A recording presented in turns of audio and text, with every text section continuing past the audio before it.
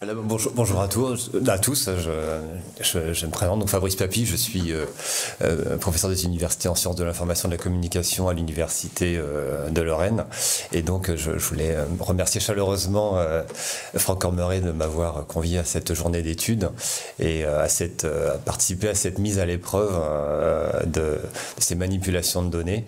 Et j'espère que ma modeste contribution ira dans le sens de cette façon d'éprouver ces données au travers d'une lecture particulière que j'ai et qui sont liées à mes travaux de recherche sur la question des bibliothèques numériques et de leur positionnement en termes d'accès dans la société de l'information, c'est l'information qui s'est déployée depuis 98 en France, mais aussi d'une manière générale dans le monde entier, mais avec des lectures qui sont à la fois politiques, à la fois économiques, à la fois technologiques, à la fois sociales, culturelles, etc. Et finalement, ce que j'aimerais interroger dans ce moment, cette inversion, c'est finalement ce que les données font à l'accessibilité, à l'interopérabilité. Alors j'ai intitulé, comme vous le voyez, cette communication pour les données ouvertes liées, quelle sémantique des liens. Finalement, j'ai un peu regretté le terme. Alors pas sémantique, c'est-à-dire qu'en fait, je tends bien entendu vers ça, mais finalement j'aurais dû écrire typé. Pour les données ouvertes liées, quel type pour les liens. Et finalement, finalement sémantique, ça m'est venu puisque par exemple, dans le monde des bibliothèques, j'aurai l'occasion de l'aborder dans quelques instants. Évidemment, on est en train d'exposer les données des bibliothèques sur le web dans une lecture sémantique de participation web sémantique. Donc finalement, je me suis dit, bon, j'aurais dû écrire typé, mais dans la mesure où c'est des données bibliographiques et que dans le monde des bibliothèques, on parle de sémantique, je me suis dit, bah hop, laissons le mot tel qu'il est. Donc, je suis dans ce positionnement de ce que les données font, et je reprendrai la dernière diapositive de Bruno Bachimon d'hier, en fait, sur la rhétorique de l'intelligibilité, et lorsqu'il insistait finalement que la rhétorique c'est avant tout un art de la persuasion, et finalement on peut aussi considérer que les dispositifs digitaux aujourd'hui qui mettent en œuvre un certain nombre d'informations qui sont pas simplement des données, c'est une forme de persuasion conceptuelle des technologies et de ceux qui les mettent en œuvre au travers de la manière dont les données ou dont les informations sont présentées sur les dispositifs d'information.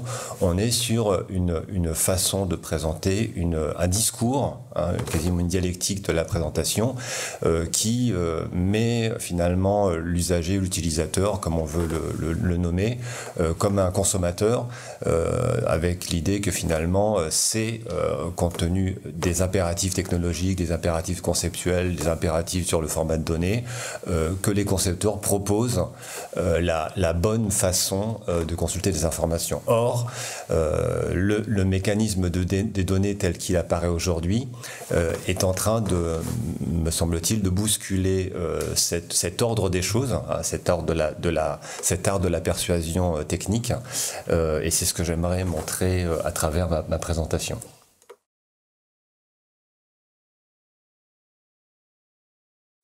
Donc, dans cette mise à l'épreuve qu'évoquait tout à l'heure Franck Cormeret, donc je me situe plutôt moi entre les deux épreuves qui sont l'interopérabilité des données que j'entends moi, si vous voulez, en matière d'accumulation. Alors, accumulation distribuée, répartie, ça peut paraître un peu antagonique comme expression, mais évidemment, on a des fonds qui sont de plus en plus dispersés, mais qui ont une homogénéité par le fait qu'ils arrivent à être reliés. On peut mobiliser finalement un tout en étant très éclaté, et c'est précisément le cas des bibliothèques numériques sur lesquelles je travaille depuis un certain nombre d'années, qui finalement sont réparties mais rassemblées. Donc je me situe sur ce positionnement entre les données qui participent aujourd'hui à cet environnement de bibliothèque numérique et ce positionnement de l'accès relatif à tout ce la raison pour laquelle en fait elles sont accessibles, la raison pour laquelle elles sont consultées, la raison pour laquelle elles sont extraites ou récupérées et éventuellement retraduites en quelque sorte.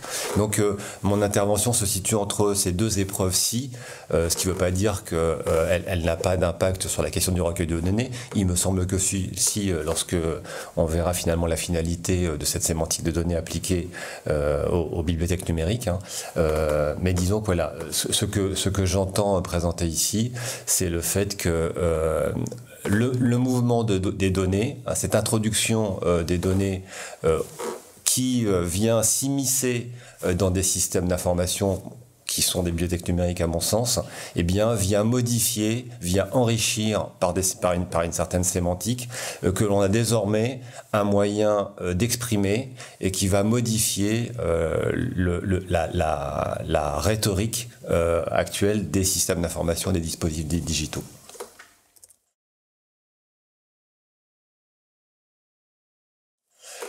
Alors, ce que j'évoque aussi, enfin, bien entendu, j'aurais voulu le dire, c'est finalement, c'est que je suis dans une logique un peu hypertextuelle. Alors, non pas dans cette lecture exclusivement technique de l'hypertexte.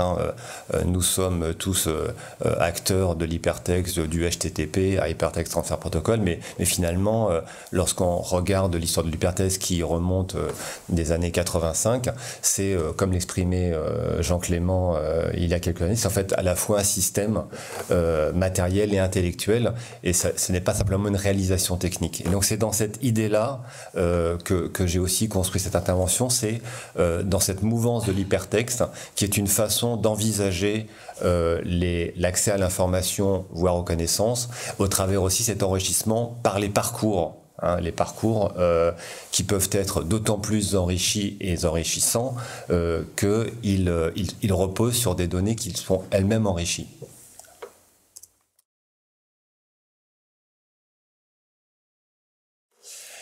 Et tout au long de cette réflexion, enfin, c'est une phrase qui m'accompagne depuis très longtemps, celle d'Edgar Morin sur le rapport à la complexité de fait que on a aujourd'hui des systèmes d'information qui s'interconnectent et qui proposent des lectures très différenciées, et notamment au travers d'une pensée hypertextuelle, au travers notamment des parcours de lecture et des recompositions, de la redocumentarisation, de republication, et finalement cette petite phrase d'Edgar Morin, si nous voulons une connaissance pertinente, nous avons besoin de relier, contextualiser, globaliser nos informations et nos savoirs, donc de chercher une connaissance complexe.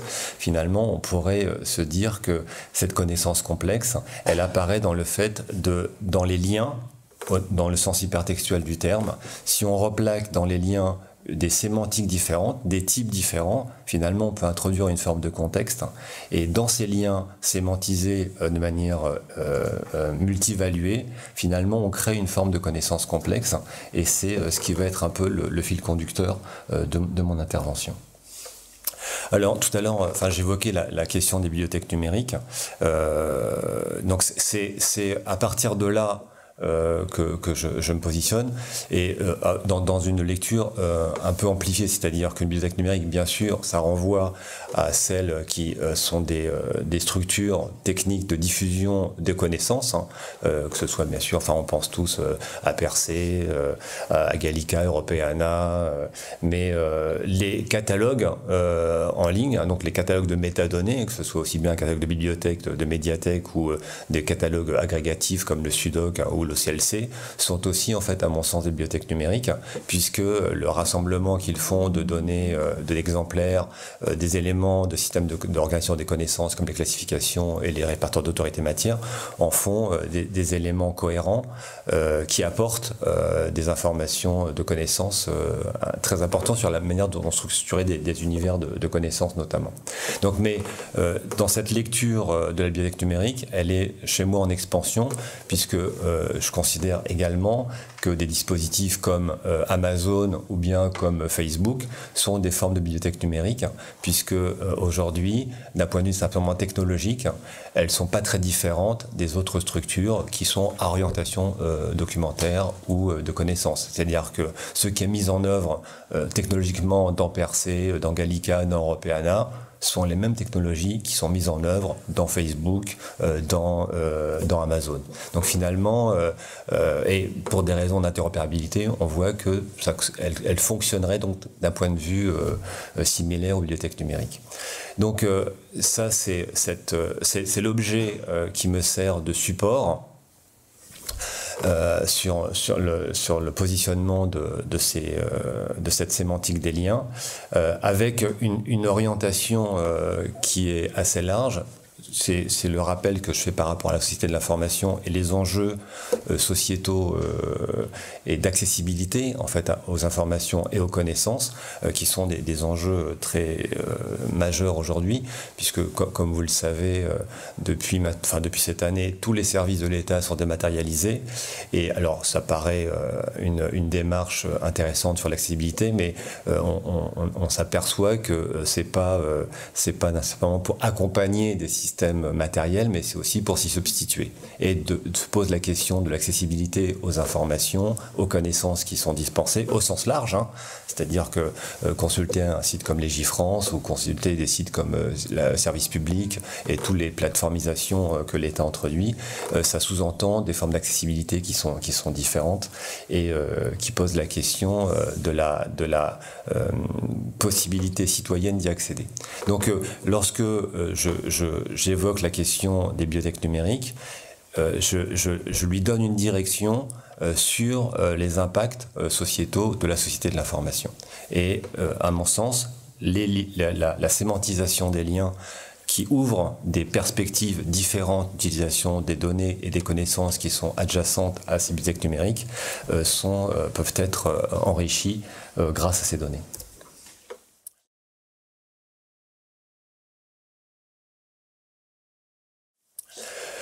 Alors, les bibliothèques numériques, le point de départ, je les considère donc comme des systèmes d'organisation des connaissances, au sens où nos collègues Ouidad Moustapha-Alhadi et Laurence Favier l'entendent, et donc qui sont des systèmes structurés, mais aussi bien élémentaires. On a une bibliothèque, c'est un système d'organisation des connaissances, un système d'autorité matière comme RAMO, comme le CSH sont un système d'organisation des connaissances.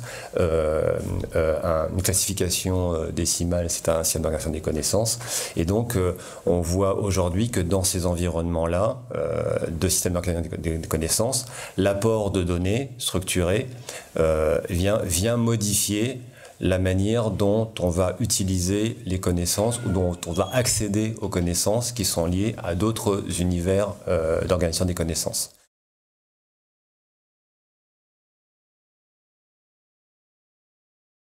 Donc là, manifestement, si on se place du point de vue des bibliothèques, donc il y a un mouvement généralisé, aussi bien en France qu'aux États-Unis, de mise en ligne, hein, d'exposition des données bibliographiques et des données sémantiques, comme les répertoires d'autorité matière, au travers d'une recommandation qui est mise en œuvre par le W3C depuis quelques années, qui s'appelle SCOS, hein, Simple Knowledge Organisation Système, en fait, et qui simplement permettent de mettre des données des autorités matières sur le web pour qu'elles puissent être éventuellement exploitées par d'autres systèmes d'organisation des connaissances.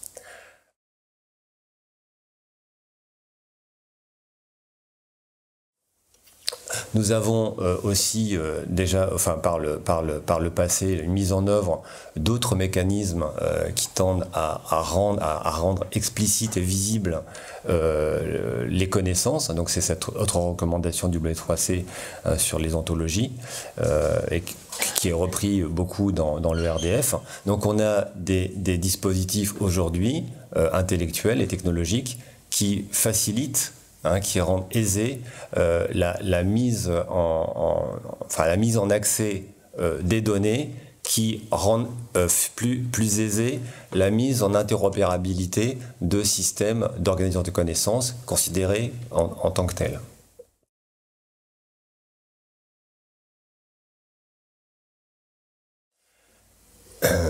Ce mouvement, il est déjà largement amorcé.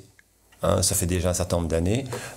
Par exemple, le SUDOC, qui représente l'ensemble des catalogues des bibliothèques universitaires et des centres de recherche, a été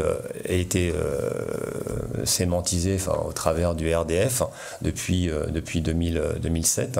Et donc, cet ensemble de notices bibliographiques, qui incorpore, bien entendu, les données d'exemplaires, donc qui donne aussi un positionnement des notices bibliographiques au sein d'un univers de structuration de connaissances, puisque je vous rappelle que dans une notice, vous avez à la fois les éléments de métadonnées qui renseignent sur l'œuvre, mais également un positionnement sémantique, puisque vous avez introduit dans les données d'exemplaires les données locales, vous avez une indexation analytique, une indexation matière et une indexation par classification systématique. Donc ça permet à la fois d'introduire l'œuvre dans un groupe de connaissances établi a priori par les classifications et de pouvoir y circuler au travers d'une forme d'indexation qui est aussi partagée puisqu'elle est le fruit notamment dans Rameau ou dans le LCSH par une communauté, et dans les deux cas, dans le LCSH et dans Rameau, on est bien sur des systèmes d'indexation encyclopédiques qui couvrent l'ensemble des savoirs. Ce rapport à l'interopérabilité et ce que les données font à des univers d'organisation des connaissances différents, il est déjà acté. Je pense que vous êtes tous utilisateurs de IDRF, donc qui est une plateforme qui a été mise en ligne il n'y a pas très longtemps par l'ABES. Donc IDRF, c'est ce que les données font à des systèmes d'organisation des connaissances qui sont distincts. Dans IDRF, vous avez accès à la fois aux données, au catalogue du SUDOC, vous avez accès à la fois au site thèse.fr, vous avez accès aussi bien au site percé.fr, vous avez, je crois que HAL aussi, il me semble. Mais en fait, ce que je veux dire par là, c'est que ce dispositif met en évidence le fait que l'introduction de données accentue l'interopérabilité et lui nécessite de lui donner une forme de lecture. Et donc là, dans le cadre IDF, cette interopérabilité entre des systèmes d'organisation des connaissances amène à considérer un dispositif digital d'exposition de ces données et qui est présenté sous la forme d'une certaine rhétorique, une certaine présentation qui est directement inspirée par les concepteurs qui disent ben voilà, on arrive à assembler, les données nous ont poussé à les assembler et on vous propose une lecture. On vous propose une lecture. Alors que l'interopérabilité de ces données peut être extrêmement riche.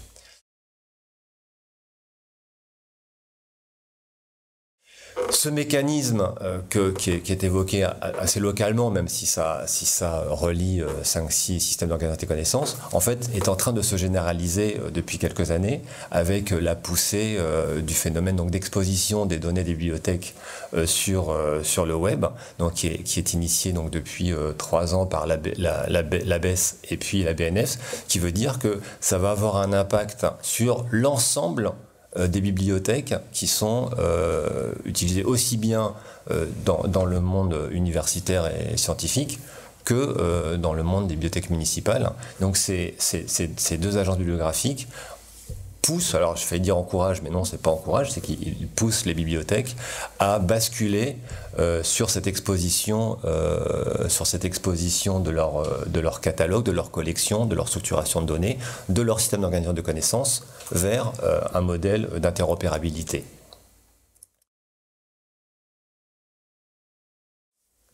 C'est ce qu'on appelle la FRBérisation. Donc la FRBérisation, c'est Functional Requirements for Bibliographic Records.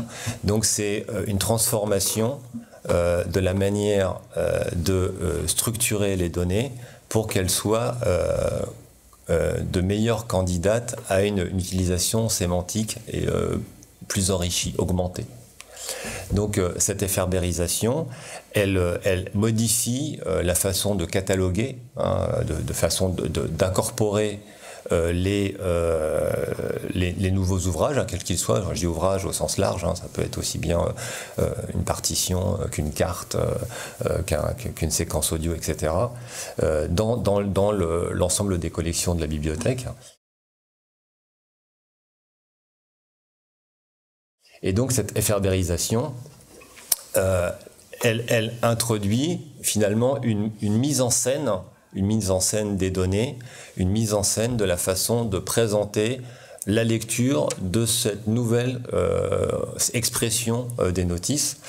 Et cette expression efferberisée, il y a des difficultés finalement, des difficultés émergent. Et donc depuis déjà quelques temps, les services informatiques, les systèmes d'information de l'ABES et de la BNF font remonter les difficultés qu'ont les bibliothèques avec cette efferberisation, avec la manière dont finalement on apprécie les résultats de cette efferberisation au niveau du catalogage, mais au niveau aussi de la réutilisation. Et on voit finalement que, les impératifs techniques qui sont mis en œuvre au travers de traitements particuliers, hein, pour que les anciens catalogues soit efferberisé et comment abonde dans le sens du FRBR, eh bien, il y a des procédures techniques qui sont mises en œuvre et qui finalement donnent une certaine lecture de la manière dont les données doivent être organisées et dont les données doivent être présentées dans les nouveaux catalogues.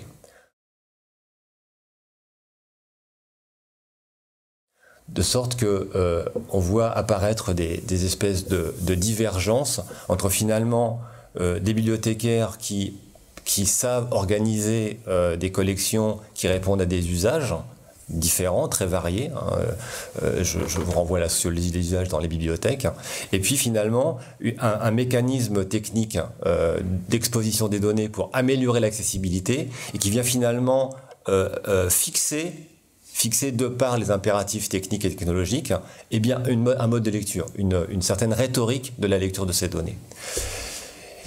Et ça ne semble pas aller dans le sens que j'évoquais tout à l'heure de la société de l'information par rapport à un accès qui pourrait être multiplexé compte tenu de la diversité. Tout à l'heure, Franck-Henri parlait de plurivers d'usage de ces données.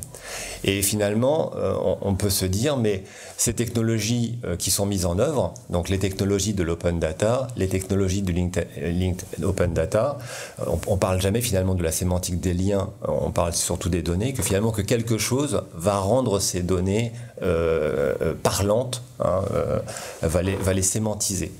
Et finalement, on peut se dire, mais n'y aurait-il pas moyen d'envisager autrement ces mêmes technologies pour qu'elles viennent porter une certaine sémantique dans les données, voire dans les liens.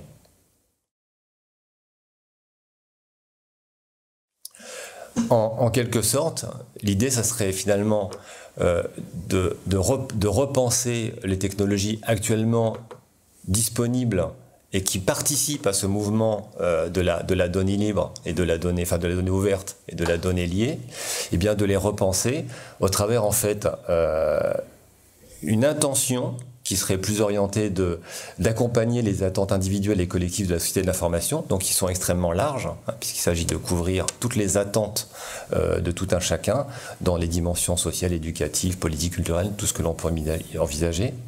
L'idée, ça serait de permettre une contextualisation des données par la sémantique des liens. Je crois que j'ai d'ailleurs cité, j'ai sauté un slide sur lequel j'aimerais revenir juste un instant. Non, je crois que je l'ai pas sauté. Voilà, il était juste après. Et ensuite, donc, préserver les facettes interprétatives des données. Hein.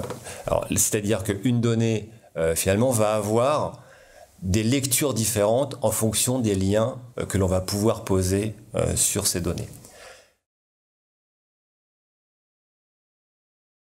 Ce que je réhabilite ici, c'est un processus qui a été initié donc, il y a quelques années par rapport donc, aux liens typés. Donc il y a eu, avant l'émergence du web, avant l'émergence technologique du web qui a quand même écrasé ce moment en fait, où les réflexions, où les travaux sur l'hypertexte en fait, se freinaient un petit peu par ces difficultés justement de la sémantique.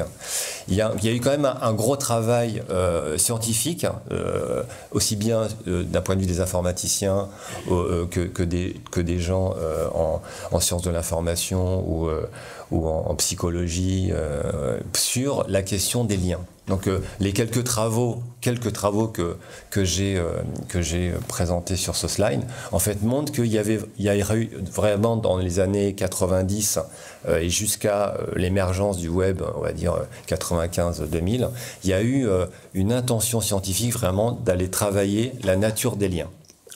Et aussi bien donc à l'AS, vous voyez en fait 98, on est sur la frange 90, 98, que ce soit à l'AS ou bien des gens comme Marc Nanard du LIRM à Montpellier en fait avaient travaillé sur la manière de placer des types, donc une sémantique sur les liens et de permettre des transformations ou des multiplications de lecture grâce à la sémantique plaquée sur certaines zones sensibles des textes. Donc c'est aussi un travail de conception assez conséquent, finalement, de dire, lorsque j'élabore un hypertexte, sur certains grains, certaines parties du document, je vais aller plaquer des relations avec d'autres grains, mais je vais devoir typer en fait les rapports que ces grains entretiennent entre eux.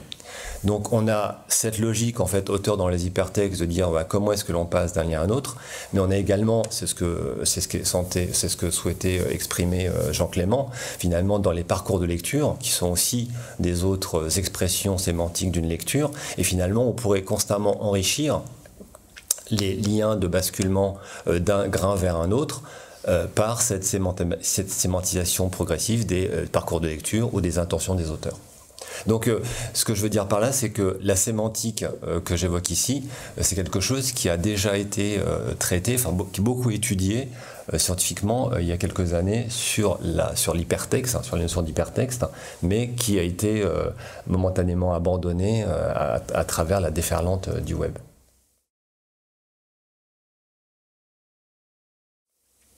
Mais qu'on pourrait replacer qualitativement par rapport aux enjeux actuels, qui sont bien sûr l'éducation aux médias et à l'information. Alors d'aucuns diraient l'éducation aux médias, à l'information, ça peut être de l'information literacy, comme on disait, la culture informationnelle, etc. C'est le rapport de dialogue science-société, dans le sens où évidemment, aujourd'hui, quand vous avez des plateformes scientifiques ou de diffusion de publications scientifiques, je pensais évidemment à Percé, mais aussi bien Archive, tout un chacun peut y avoir accès. Également, quand vous consultez sur HAL, vous avez directement accès aux publications scientifiques les plus récentes.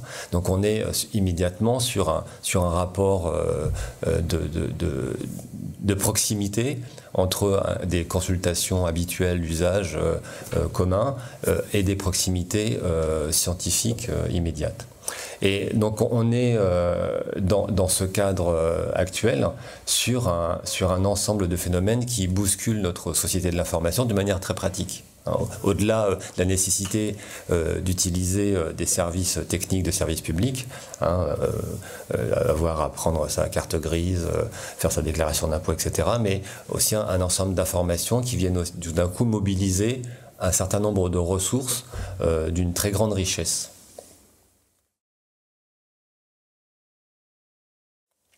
Et voilà, j'aimerais l'illustrer au travers donc de ce récent mouvement autour du référendum d'initiative citoyenne, pour montrer en fait à quel point on va avoir besoin de lectures différentes sur des structures de données ou de connaissances qui sont d'ores et déjà disponibles dans l'ensemble des bibliothèques numériques qui sont répartis aujourd'hui soit dans l'espace institutionnel, soit dans l'espace scientifique, soit dans l'espace citoyen, soit dans l'espace culturel, et finalement que les données, notamment des données encyclopédiques universelles comme Aramo, comme le LCSH, comme ceux de l'UNESCO par exemple, en fait peuvent s'intercaler entre ces différents systèmes d'organisation des connaissances et en modifier les lectures associatives.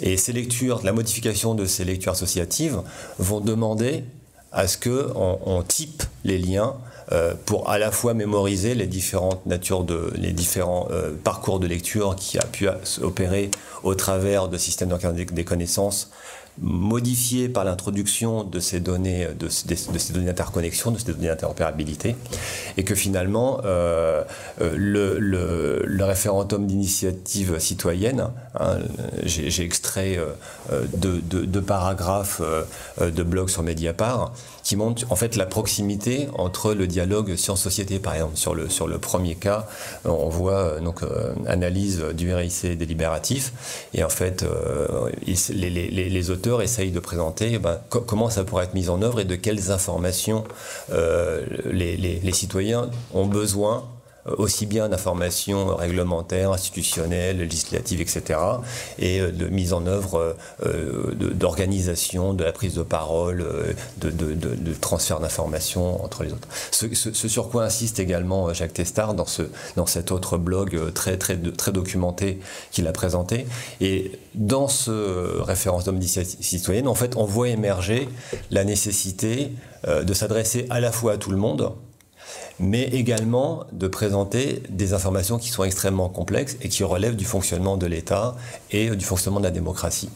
Et on est là donc sur une circulation d'informations qui doit s'adresser à différents univers d'usage, à différents univers cognitifs, et comment est-ce que l'on fait. Donc là, les données peuvent être un mécanisme de multiplexage en quelque sorte.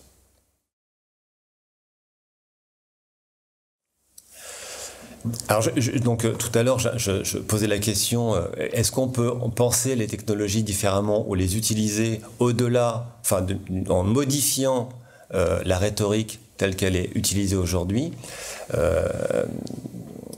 C'est la façon dont on imagine aujourd'hui l'interconnexion des systèmes d'organisation des connaissances est typée d'un point de vue technologique. C'est-à-dire que, donc j'ai illustré sur la partie supérieure gauche de ma diapositive, en fait, des systèmes d'organisation des connaissances. Là, vous m'excuserez, ils sont assez scientifiques, hein, c'est des portails de revues, mais j'aurais pu mettre Amazon, j'aurais pu mettre bien d'autres choses. Et finalement, aujourd'hui, la manière technologiquement dont cette interconnexion, cette interopérabilité, elle est pensée au travers d'alignements sémantiques, qui en fait s'illustre par la partie droite de la diapositive. Finalement, on va essayer de trouver entre ces univers, des systèmes de connaissances, un rameau, LCSH, etc., on va essayer de trouver des similitudes, soit d'expression, et puis de dire, ben voilà, donc c'est commun, donc j'aligne. Et finalement, on va emboîter les systèmes d'information les uns dans les autres, et ça donne des résultats comme ceux que vous pouvez voir sur la droite. Actuellement, c'est comme ça que ça marche. Les systèmes d'organisation des connaissances qui sont interopérables fonctionnent sur des systèmes d'emboîtement qui reposent sur une lecture de l'alignement sémantique d'autres systèmes d'organisation de connaissances qui sont les répertoires d'autorité de matière, par exemple. Donc ce fonctionnement d'alignement, bon, il est largement étudié aujourd'hui, et il y a une espèce de consensus sur le fait que voilà, pour les emboîter, il faut faire de l'alignement sémantique, et puis c'est bien comme ça. Or, de mon point de vue, on appauvrit les possibilités, comment dirais-je, d'enrichissement sémantique en plaquant une logique particulière qui est la logique technologique.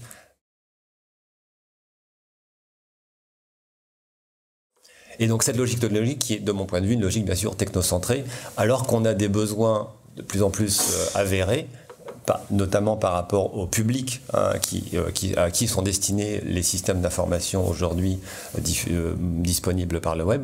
On est sur une nécessité anthropocentrée, d'ailleurs, comment faire en sorte que tout un chacun puisse recevoir l'information dans un cadre citoyen, ça paraît évident. Donc on est aujourd'hui constamment sur j'ai failli dire au début j'avais mis basculement, mais c'est pas vraiment basculement, parce que on n'est pas tout à fait tombé dans l'anthropocentré. On est constamment sur des espèces d'aller-retour entre le technocentré et l'anthropocentré. Je dirais la plateformisation actuellement, c'est cette espèce d'équilibre instable, notamment, enfin un peu exacerbé, entre des formes de guichets uniques, une accessibilité améliorée, mais en même temps des mécanismes technologiques qui vont faire interopérer de manière assez invisible, mais typé d'un point de vue de la technologie et des concepteurs. Donc on retombe sur une forme de discours orienté de la technologie, alors que les besoins anthropocentrés sont d'une autre nature.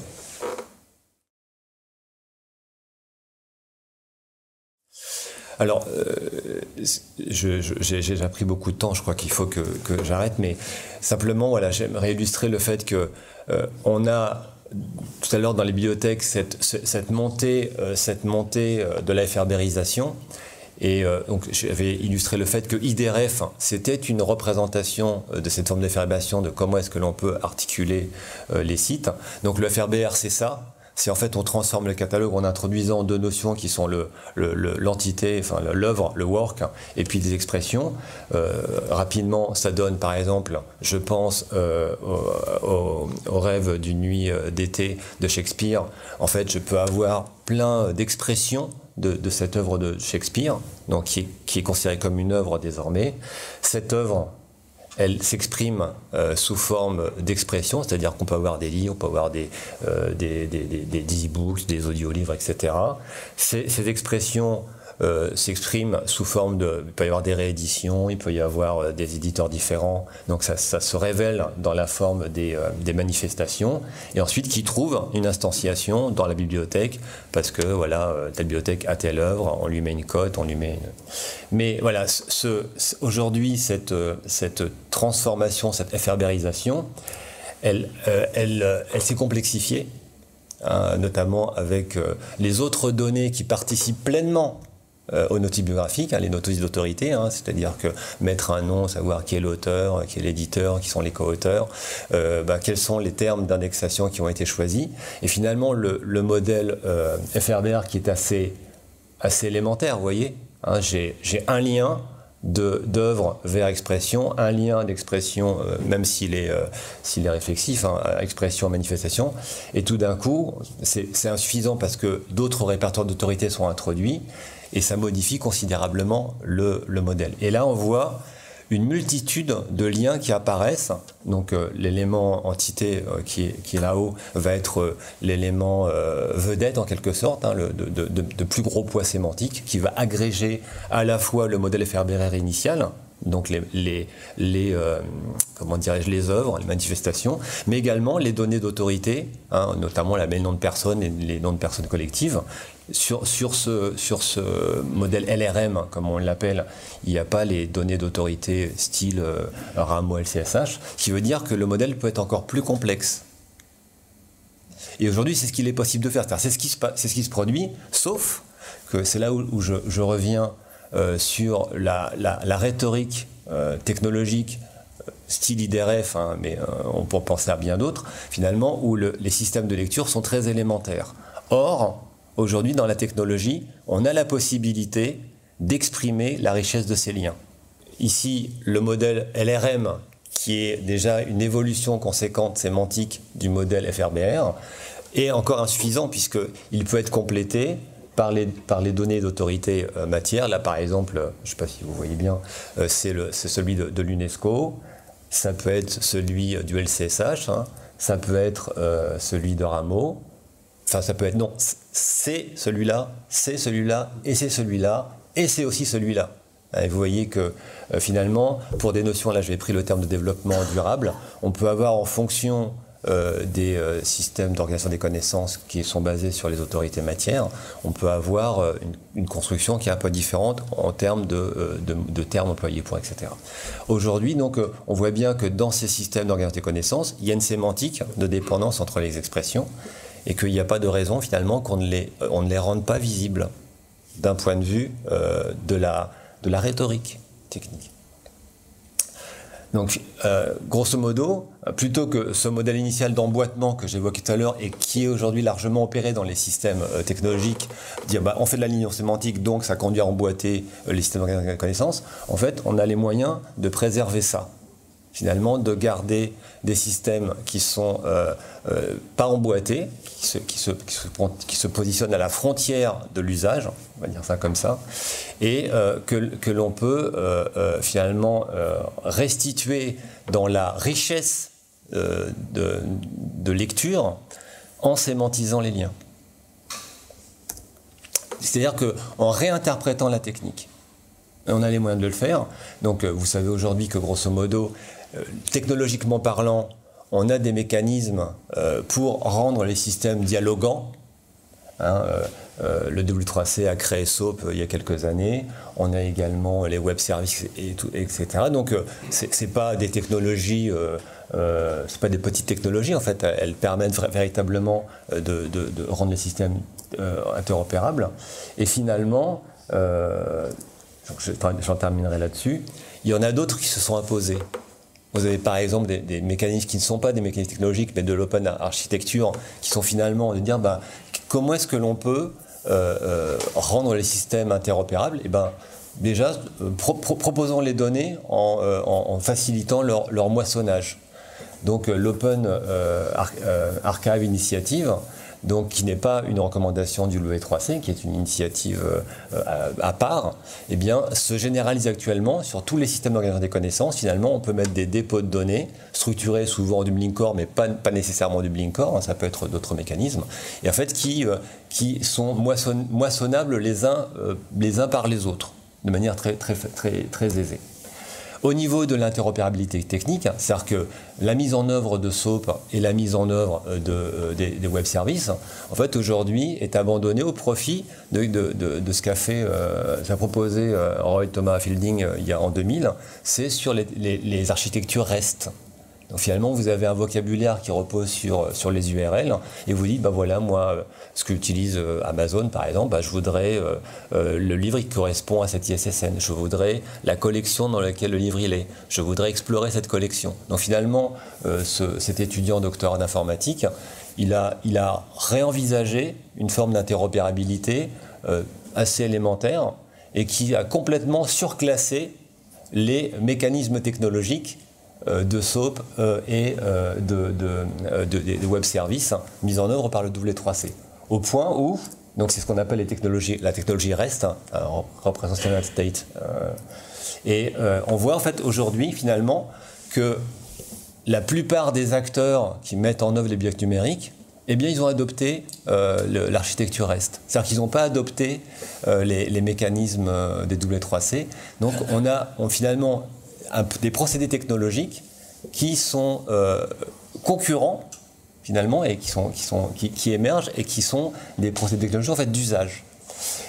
Donc on voit aujourd'hui que les systèmes d'organisation des connaissances vont dialoguer au travers de ces procédés, je dirais, de communication sur le reste, au travers des plateformes d'échange OAI.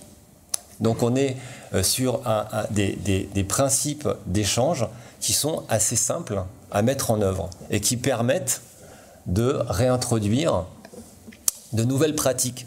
Peut-être que vous connaissez Humanum. En fait, il y a quelques années, ils ont mis en œuvre des bonnes pratiques numériques. C'est-à-dire qu'on vous dit, si vous voulez créer des ressources numériques, eh bien, il y a des formats qui existent, privilégiez ceci, privilégiez cela. Donc finalement, aujourd'hui, on est en mesure de mettre en œuvre des systèmes d'organisation de connaissances qui peuvent dialoguer entre eux au travers de technologies alternatives, mais avec la différence que celles-ci ne vont pas introduire une rhétorique de la persuasion en disant il n'y a que cette manière de faire. Et à partir de ces organisations technologiques que j'ai évoquées au travers de REST, au travers de l'OAI, etc., on peut finalement rendre visibles les relations sémantiques que j'ai tenté d'illustrer au travers des différents systèmes d'organisation des connaissances qui sont RAMO, LCSH, etc. Et finalement, on peut rendre une certaine richesse de navigation dans les systèmes d'organisation des connaissances qui vont avoir notamment un impact sur le recueil des données. Voilà. Excusez-moi, j'étais un peu...